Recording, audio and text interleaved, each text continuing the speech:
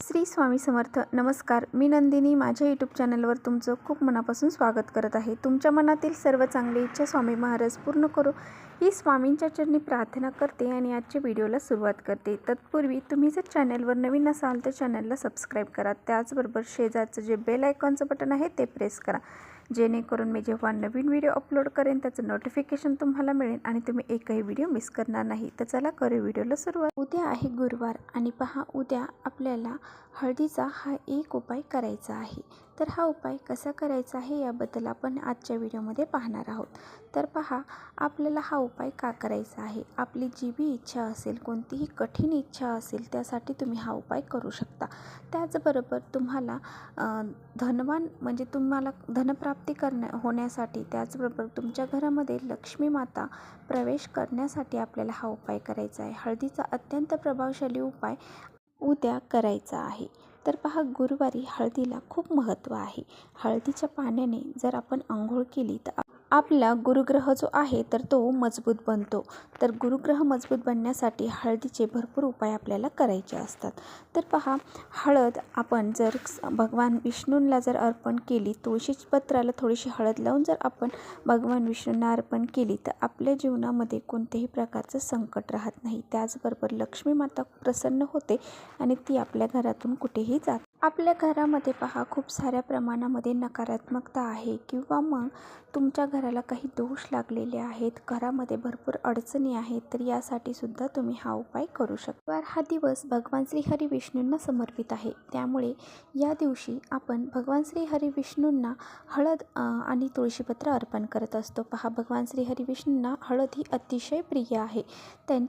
आपण त्यांना पितांबरधारी असंही म्हणतो.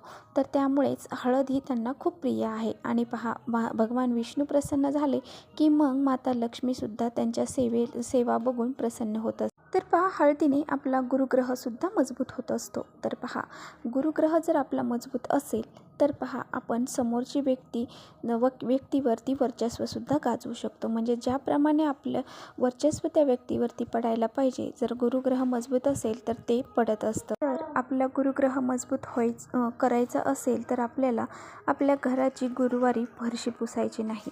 पहा, गुरुवारी जर आपण घराची फरशी पुसली तर आपल्या घरातील जे धन आहे तर त्या धनाची हानी होत असते.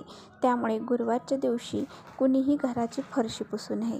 तर पहा, जर तुम्हाला जास्त अस्वच्छता वाटत असेल तर तुम्ही थोडंसं हळद टाकून त्या पाण्याने थोडासा शिंतोडा करून त्याने थोडंसं पुसू शकता. तर पहा, आपण गुरुवारच्या दिवशी केससुद्धा धुवायचे नसतात. महिलांनीसुद्धा असं करायचं नाही. म्हणजे महिला असू द्या, पुरुष असू द्या, पण गुरुवारच्या दिवशी आपल्याला आपले केस धुवायचे नसतात. अशा काही छोट्या छोट्या चुका आहेत तर त्या आपल्याला या गुरुवारच्या दिवशी करायच्या नसतात. ज्यामुळे पहा, आपला गुरुग्रह हा मजबूत होत नाही. आणि जर आपण अशा चुका केल्या तर आपल्याला आपले जो गुरुग्रह आहे तो मजबूत करण्यासाठी भरपूर सारे उपाय करावे लागतात. यामुळे पहा, आपल्या घराला दोष लागला जातो आणि आपल्या वास्तू जे असते त्या वास्तूला सुद्धा दोष लागला जातो. आणि त्याचबरोबर आपल्या घराची प्रगती होत नाही. आपण कोणत्याही कामामध्ये आपल्याला यश प्राप्त होत नाही. आपला गुरुग्रह जर मजबूत असेल तर आपल्याला प्रत्येक गोष्टीमध्ये यश प्राप्ती होते. आता बघा, आपल्याला गुरुवारी हळदीचा काय उपाय करायचा आहे. तर सर्वात प्रथम पहा, आपल्याला सकाळी आंघोळीच्या पाण्यामध्ये थोडी चिमूटभर हळद टाकायची आहे आणि त्याने आंघोळ करायची आहे. पहा, उद्या शक्य असेल तर पिवळ्या कलरचे वस्त्र परिधान करावे आणि त्यानंतर आपले जे देवघर आहे त्या देवघरासमोर आपल्याला आसन टाकून बसायचं आहे आणि एका वाटीमध्ये आपल्याला हळद घ्यायची आहे. त्यानंतर त्या हळदीमध्ये आपल्याला गाईचं तूप टाकायचं आहे, म्हशीचं तूप टाकायचं नाही. तर अशा प्रकारे आपल्याला त्याची पेस्ट तयार करायची आहे. आणि आता बघा, आपल्याला एक तुपाचा दिवासुद्धा लावायचा आहे. आणि पहा, हे थोडंसंच आपल्याला तूप त्याच्यामध्ये घालायचं आहे. चिमूटभर हळद घेतली तरी चालेल किंवा तुम्हाला जास्त घ्यायची असली तर जास्त घेऊ शकता. तर त्याचं थोडंसं आपल्याला मिक्स करायचं आहे आणि त्याचा टीका आपल्या डोक्याला लावायचा आहे. त्याचबरोबर त्याचा अजून एक टीका आपल्याला भगवान श्री हरी विष्णूंना लावायचा आहे. तुमच्याकडे मूर्ती असेल त्यांना लावा किंवा मग तुमच्याकडे मूर्ती नाही तर मग लड्डू गोपाल जे असतात तर त्यांना आणि बाकीची हळद उरलेली आपल्याला वाटीमध्ये तशीच ठेवायची आहे. आणि त्यानंतर बघा आपल्याला व्यंकटेश स्तोत्राचं एक वेळेस पठण करायचं आहे. त्याचबरोबर आपल्याला हळदीने जे काही हळद आपण ठेवलेली आहे त्या हळदीने मुख्य दरवाजावरती स्वास्तिक काढायचं आहे. आणि बघा आपल्याला व्यंकटेश स्तोत्र एक वेळेस पठण करायचं आहे आणि महालक्ष्मी अष्टकमचं सुद्धा एक वेळेस पठण करायचं आहे.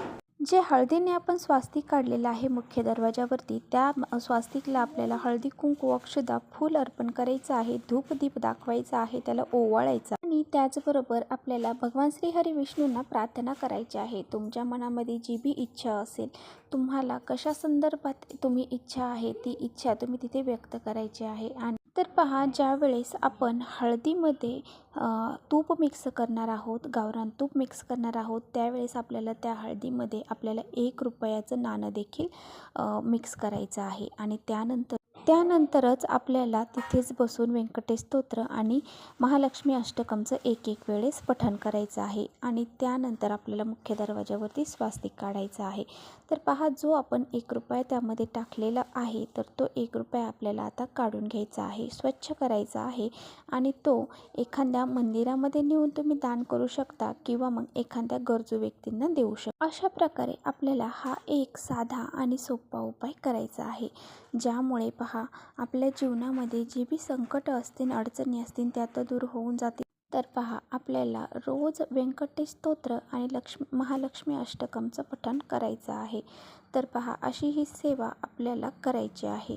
अशी सेवा केल्याने आपल्या घरातील जे दुःख दारिद्र्य आहे ते तर नष्ट होईलच, त्याचबरोबर माता लक्ष्मी आपल्या घरामध्ये प्रवेश करेल आणि ती आपल्या घरामध्ये सदैव राहील. अशी ही छोटासा उपाय जो आहे तर तो आपल्याला उद्या करायचा आहे. त्याचबरोबर आपण हळदीमध्ये थोडंसं तूप मिक्स केलेलं होतं, ती जो टीका आहे तर तो रोज आपण आपल्या कपाळाला लावायचा आहे. तर अशा प्रकारे आपल्याला हा उपाय करायचा आहे. आपल्या मनातील ज्या इच्छा आहेत तर त्या भगवान श्री हरी विष्णूंना सांगायच्या आहेत, त्यांना साकडं घालायचं आहे, आपल्या इच्छापूर्ती करण्यासाठी त्यांना प्रार्थना करायची आहे.